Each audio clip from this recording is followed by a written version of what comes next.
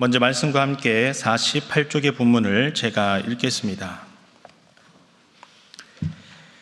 8장에서 빌닷의 발언에 대해 욥은 빌닷의 문제점을 제기하면서 반론을 시작합니다.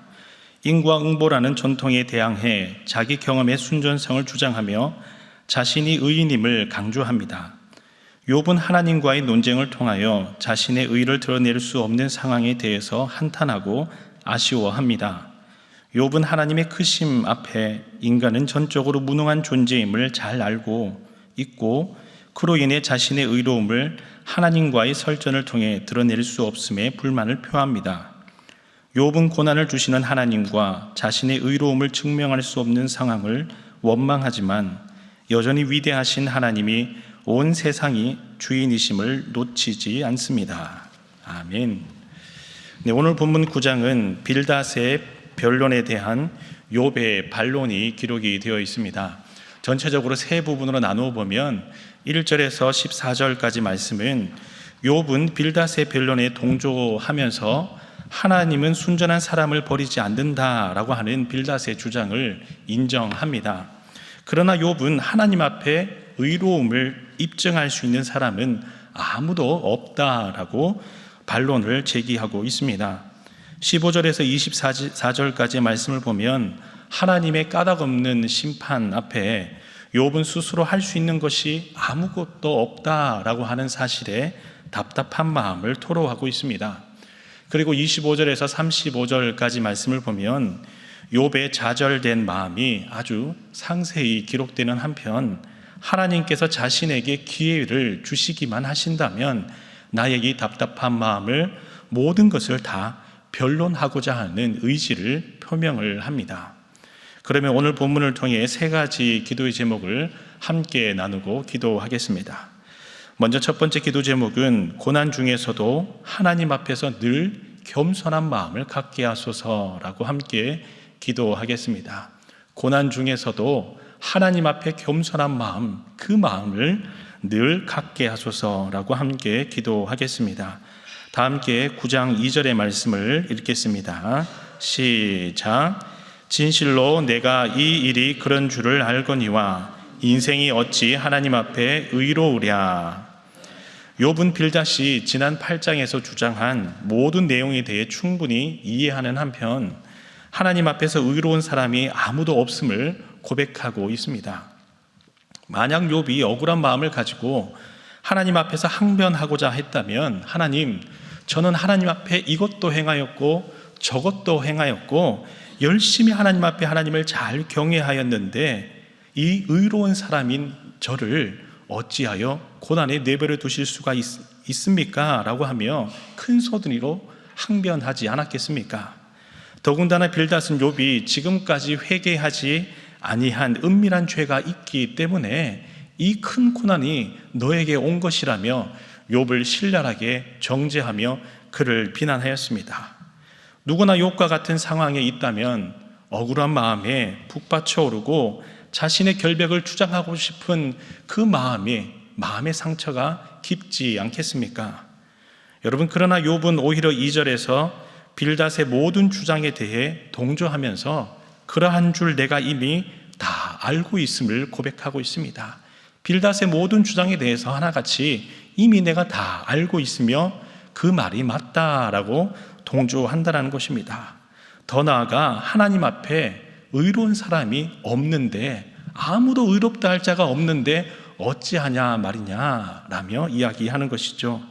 그래서 3절의 말씀을 보면 아무리 변론하기를 좋아할지라도 하나님 앞에서 한마디도 대답하지 못하며 11절에서는 하나님의 역사를 보지 못할 뿐더러 깨달을 수도 없으며 12절에서는 아무도 하나님께서 하시는 일을 막을 수 없기에 14절에서 감히 대답할 사람이 없다라고 욥은 이야기합니다.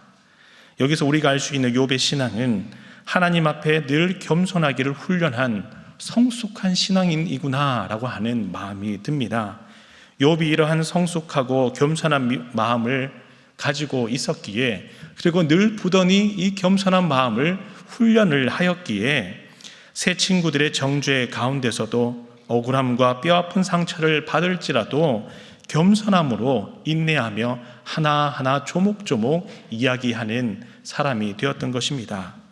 이와 같이 이 새벽자단에서 기도하실 때에 하나님, 욥과 같이 제가 하나님 앞에 늘 겸손한 믿음의 사람 되게 하여 주시옵소서. 그리하여 고난이 찾아올지라도 불평과 원망이 먼저가 아니라 하나님의 섭리와 인도하심을 굳게 믿으며 하나님만 바라보는 겸손하고 성숙한 믿음의 사람 되게 하여 주시옵소서 라고 기도하심으로 고난 가운데서도 하나님의 뜻을 따라 믿음으로 동행하는 여러분들과 사랑하는 모든 이들이 다 되시기를 간절히 소망합니다. 다음으로 두 번째 기도 제목은 고난 중에도 믿음의 확신을 주옵소서라고 함께 기도하겠습니다. 고난 중에도 믿음의 확신을 저에게 주시옵소서라고 함께 기도하겠습니다.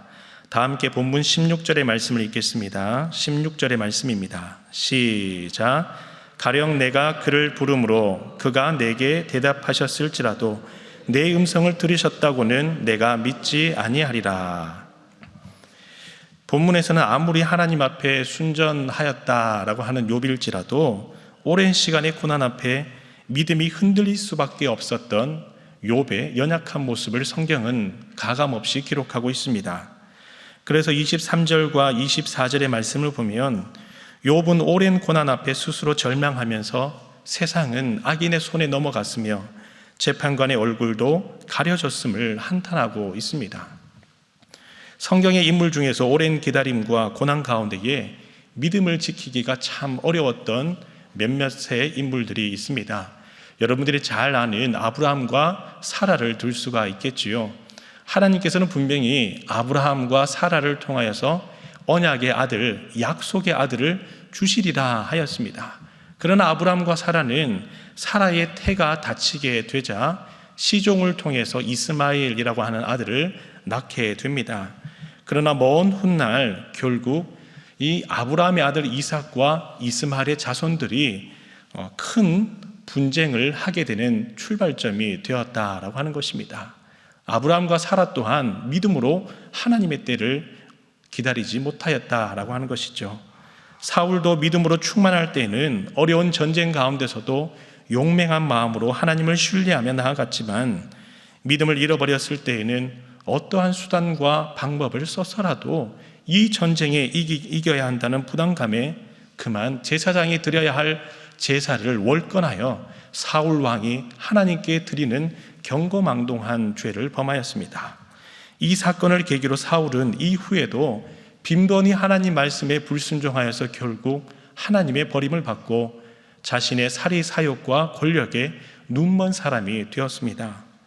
오늘날 우리의 삶에서도 믿음을 지키기 어려운 고난이 갑작스레 찾아올 수가 있습니다. 바로 그때 우리가 구해야 할 중요한 것이 있다면 그것은 믿음을 잃어버리지 않도록 하나님의 은혜를 구하는 것입니다. 그 상황 가운데서 하나님이 어디에 계시냐며 하나님이 나와 함께 하시는지 날마다 그 마음 깊이 경험하며 깨달을 수 있도록 하나님의 역사하심을, 성령의 역사하심을 바라며 기도해야 한다라고 하는 것입니다. 그래서 요한일서 5장 4절에서는 이렇게 말씀하고 있습니다. 무릇 하나님께로부터 난 자마다 세상을 이기느니라. 세상을 이기는 승리는 이것이니 곧 우리의 믿음이라 라고 말씀하고 있습니다. 그 믿음을 지키기만 한다면 고난 가운데서도 하나님께서 나와 함께 하신다는 그 믿음을 지키기만 한다면 하나님께서 나와 함께 하신다는 것을 경험하며 날마다 기도하며 엎드리기만 한다면 모든 상황 가운데서 능히 고난을 이겨낼 수 있다라고 하는 것입니다.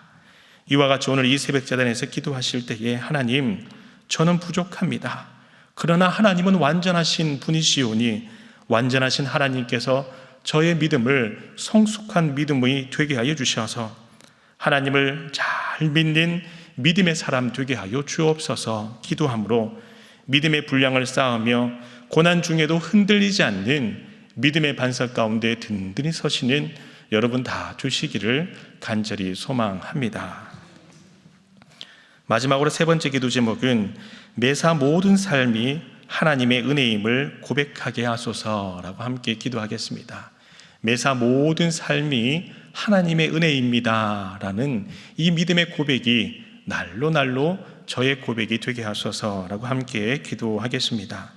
다 함께 본문 34절과 35절의 말씀을 읽겠습니다. 34절, 35절 두 구절의 말씀입니다. 시작. 주께서 그의 막대기를 내게서 떠나게 하시고 그의 위엄이 나를 두렵게 하지 아니하시기를 원하노라. 그리하시면 내가 두려움 없이 말하리라. 나는 본래 그렇게 할 수 있는 자가 아니니라. 아멘. 34절 말씀을 보면 욥은 하나님께서 심판의 막대기를 떠나게 하시고 나를 두렵게 하지 아니하신다면 35절에서 내가 드디어 두려움 없이 말하리라 라고 고백하고 있습니다. 이 말은 하나님께서 허락하셔야지만이 내가 하나님께 신원하든 탄원하든 어떤 기도의 제목으로 엎드리며 고백하든 믿음으로 고백할 수 있다라고 하는 의미입니다. 바꾸어 말하면 하나님 앞에 나와서 기도하는 것조차, 때로는 하소연하고 불평하는 것조차도 들어주시는 하나님의 은혜가 있어야지만이 가능하다라고 하는 믿음의 고백입니다. 서로 이야기를 하는데 상대방이 없이 혼자 독백해서 무슨 의미가 있겠습니까? 두 사람 이상이 모여야지만이 서로 대화하고 이야기를 나눌 수 있듯이 나의 이 답답한 마음과 어려움을 들어주시는 하나님의 은혜가 있어야지만이 기도하는 성도의 기도에 의미가 있는 것 아니겠습니까? 결국 모든 것이 하나님의 은혜이며 하나님의 은혜 없이 살 수 없음을 욥은 고백하고 있습니다. 기도하는 것조차, 하소연하는 것조차, 그저 말없이 펑펑 우는 것조차도 나의 그 모습 그대로를 바라보시는 하나님의 은혜가 없이는 기도할 의미가 없다라고 하는 것입니다. 성경의 인물 중 욥과 같이 비슷한 상황에 처했던 인물을 꼽자면 다윗을 들 수가 있습니다. 다윗은 사울 왕으로부터 도망자 신세로 광야에서 10년을 쫓겨다니며 방황하였던 이 고난의 시간이 있었습니다. 바로 그때 광야에서 자신의 신세를 한탄하며 눈물로 기도하였던 이 다윗의 기도문이 시편에 참 많이 기록되어 있습니다. 이 다윗의 시편을 보면 하나님 앞에서 하소연하며 때로는 불평하며 때로는 악인들을 향하여서 차마 입에 담을 수 없을 정도의 저주로 험담하는 모습이 그 기도문에 그대로 기록이 되어 있는 것을 볼 수가 있습니다. 여기서 중요한 것은 다윗이 이 모든 마음을 하나님 앞에 토로하였다라고 하는 것입니다. 사람에게 나아가서 먼저 그 답답한 마음을 토로하기보다도 가장 먼저 하나님 앞에 나아가서 아무도 없는 그 광야에서 홀로 울부짖으며 기도하였던 사람이 다윗이었다라는 것입니다. 다윗이 이 믿음의 기도가 있었기에 상한 마음, 이 먹먹한 마음을 광야에서 하나님께서 다스려 주셔서 치유함을 받았던 경험이 있었다라고 하는 것이죠. 이와 같이 오늘 본문의 욥 또한 하나님께서 나에게 허락하시기만 한다면 나의 이 답답한 마음을 다 토로할 수가 있겠습니다 라고 하나님 앞에 고백하는 것입니다. 하나님께서 허락하시지 아니하신다면, 하나님께서 두 귀를 닫으신다면 내가 어찌 나의 이 답답함을 토로하며 이야기할 수 있겠습니까? 라고 하나님 앞에 고백하는 것입니다. 이와 같이 오늘 이 새벽제단에 나올 수 있다라는 것, 기도할 수 있다라고 하는 것, 우리의 기도를 들으시는 하나님께서 이 자리에 친히 계시기 때문에 고백할 수 있음을 믿으시기 바랍니다. 하나님께서는 오늘도 이 자리에서 친히 임재하여 주셔서 여러분들의 모든 기도의 제목을 다 들으시고 여러분들의 그 마음을 친히 다 아시고 위로하시는 분이신 줄 믿습니다. 그래서 오늘 이 새벽제단에서 기도하실 때에 하나님, 모든 것이 하나님의 은혜인 줄 믿습니다. 새벽제단에 나올 수 있다는 것, 저를 이 기도의 자리로 인도하시는 것, 나를 바라보시고 나를 찾아오시는 하나님이 계시기 때문에 제가 이 자리에 나올 수 있는 것입니다. 하나님, 저의 기도를 들으시고 은혜로 응답하여 주셔서 믿음으로 살아가게 하여 주시고 고난 가운데서도 하나님을 굳건히 바라보는 믿음의 사람 되게 하여 주시옵소서. 기도함으로 오늘도 힘주시고 격려하시고 함께 하시는 따스한 하나님의 손길을 경험하는 여러분 다 주시기를 간절히 소망합니다. 다 함께 세 가지 기도 제목으로 기도하겠습니다. 먼저 첫 번째 기도 제목은 고난 중에서도 하나님 앞에서 늘 겸손한 마음을 갖게 하소서라고 기도하시고, 두 번째 기도 제목은 고난 중에도 믿음의 확신을 주시옵소서라고 기도하시고, 세 번째 기도 제목은 매사 모든 삶이 하나님의 은혜임을 고백하는 삶이 되게 하소서라고 기도하시고, 오늘 있을 어머니 기도회와 다음 주 있을 특별 새벽 기도회를 위해, 이를 위해 말씀과 기도를 준비하시는 위 목사님을 위해, 그리고 여러분 각자의 기도 제목으로 간절히 기도하시고 돌아가겠습니다. 함께 기도하겠습니다. 주여 믿습니다. 주여 믿습니다. 주여 믿습니다.